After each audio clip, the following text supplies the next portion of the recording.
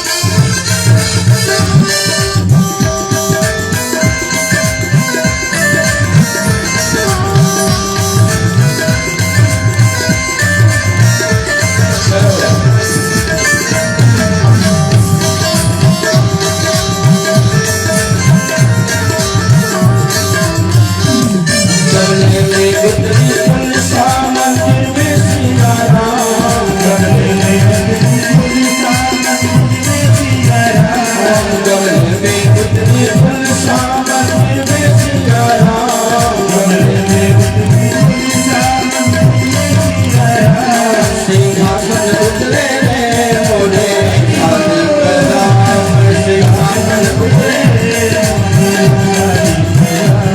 सिंहासन उतरे रे मोरे शादी कराम, सिंहासन उतरे रे मोरे शादी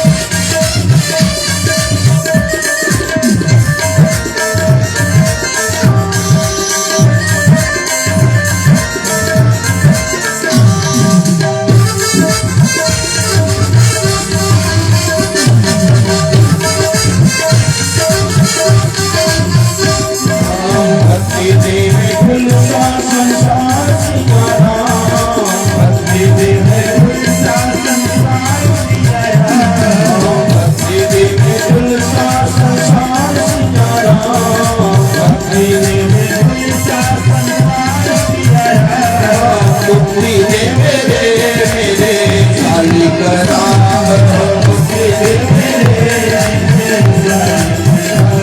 मुक्ति दे मेरे शादी करा मुक्ति दे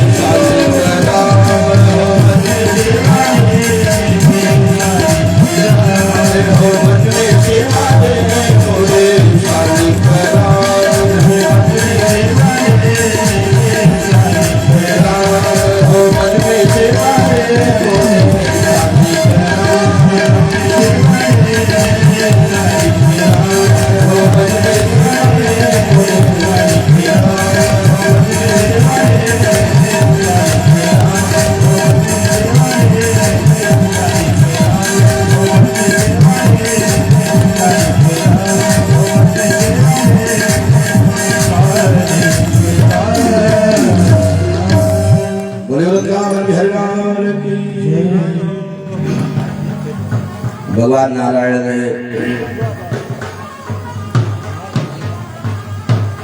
जालंधर के वध के निमित्त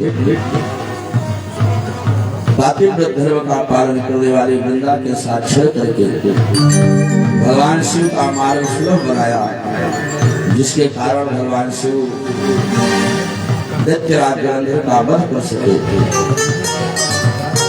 और वही वृंदा शरीर का त्याग करके तुलसी बनी और भगवान शालिग्राम बने, जिनका बड़ा प्यारा संयोग है। कल हम लोग श्रवण कर रहे थे, भगवान ने समस्त गोपिकाओं के साथ महारास किया। जो महापुरुष जो संत कई कल्पों की साधना करने के बाद उस रस का रसास्वादन नहीं कर सके, अपनी वासनाओं को नहीं मिटा सके, गोविंद ने उनकी वासनाओं को नष्ट करके उस आनंद की अनुभूति उनको दी, जिसके लिए वो साधना में लीन थे। भागवत में श्री व्यास जी कहते हैं कि रस कोई और नहीं है, मेरे रस रूप मेरे गोविंद ही है। रसो वैसा गोविंद ही रस रूप है। आत्मा और परमात्मा के मिलन को ही महारास कहा गया है। आत्मा परमात्मा से मिलती है, उसको जो सुख की अनुभूति होती है, जो आनंद उसको मिलता है, उसी का नाम है महारास। ये कोई साधारण नहीं है, श्रुतियां हैं जो गोपी बनी है। साधना करने वाले जो संत हैं, जिसकी साधना परिपूर्ण हो चुकी है, ऐसे संत हैं जिसको भगवत कृपा मिली हुई है। कृपा पात्र संत हैं जो गोपी बने हुए हैं, जो जंगलों में साधना कर रहे थे। राम जी वन में गए तो संतों ने भगवान श्री राम जी से उस रस की अनुभूति के लिए प्रयास किया। तो राम जी ने कहा कि वो रस तुम्हें द्वापर में प्राप्त होगा। तो उन अरण्य में रहने वाले महापुरुषों को भी गोपी बन करके आना पड़ा। कुछ ऐसे हैं जो भगवान के पार्षद हैं, वो भी गोलोक का त्याग करके जो निरंतर भगवान के भक्त हैं। कुछ ऐसे पार्षद हैं, क्योंकि जब भगवान आते हैं तो अकेले नहीं आते हैं। आज भी जैसे रामलीला रासलीला होती है तो अकेला आदमी थोड़ी कर पाता है, पूरी मंडली होती है। तो ऐसे जब भगवान को आना होता है, चाहे राम अवतार हो चाहे कृष्ण अवतार हो, उसके पूर्व ही भगवान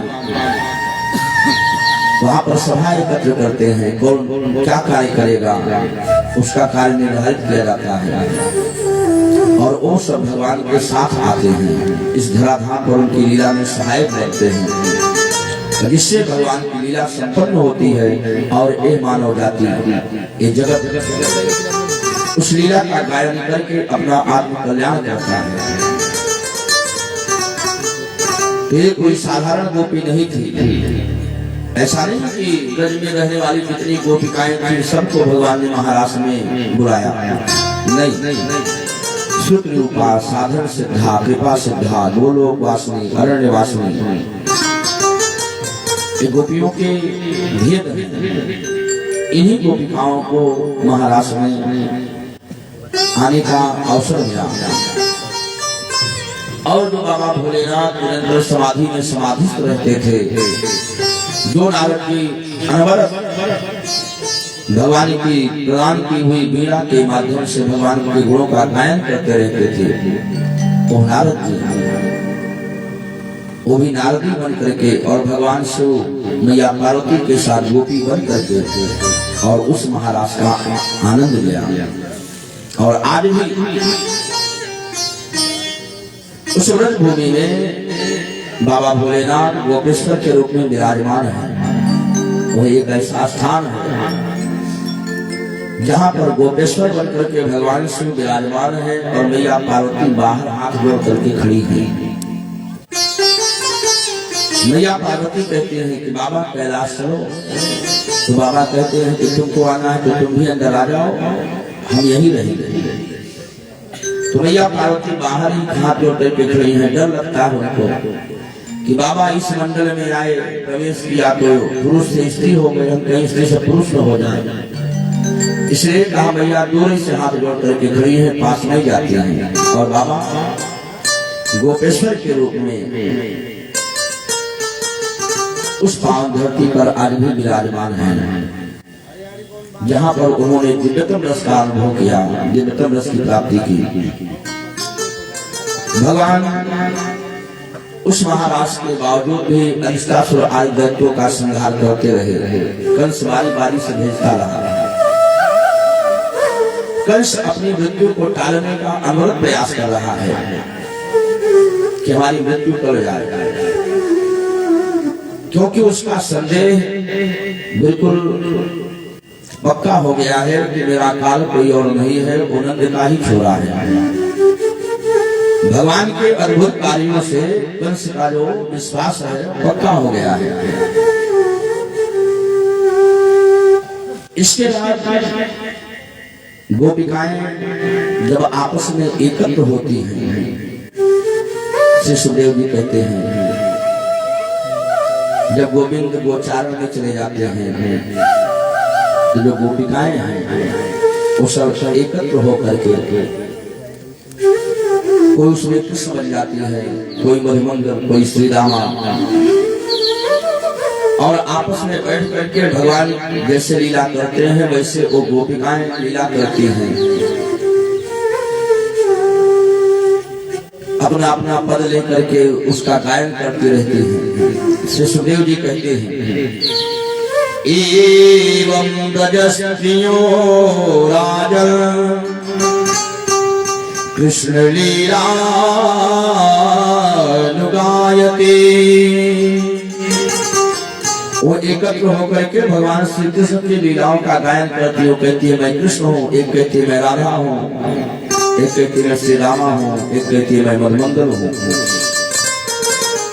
तो जो गोपिकाएं गोविंद के लीला का गायन करते हैं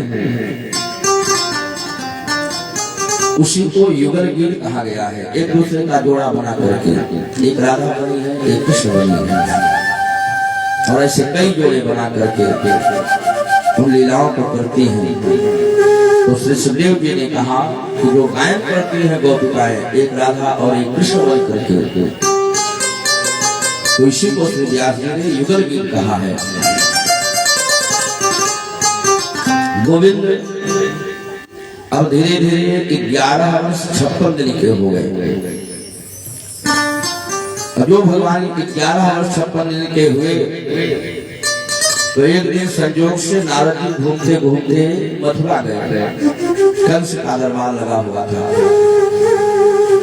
कंस ने बड़ा सम्मान किया। आइए देवर्षि नारद जी, तो कि नारद जी का सब सम्मान करते हैं। नारद एक ऐसे संत हैं कि नारद जी का सम्मान देवता भी करते हैं, दानव भी करते हैं।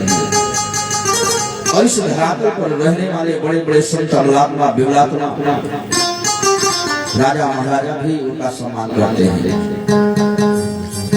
और कंस का तो नारद जी ने बारंबार मार्गदर्शन किया है, इसलिए कंस बड़ा सम्मान करता है नारद जी का। नारद जी से कहा कि महाराज आज कैसे गाए? नारद जी ने कहा कि तेरे ऊपर कृपा करने आया हूं, बताए। नारद ने कहा कि जो काम आज तू नहीं कर पाए, तुम्हारे सेवक नहीं कर पाए, वो काम करके आया हूं। कौन सा काम? आज तक तुम्हें पता नहीं लगा पाए कि तुम्हारा काल कौन है। महाराज मैं तो पता लगाने के चक्कर में ही पड़ा हूं, लेकिन पता नहीं लग पा रहा है। मेरा संदेह यही है कि जो नंद के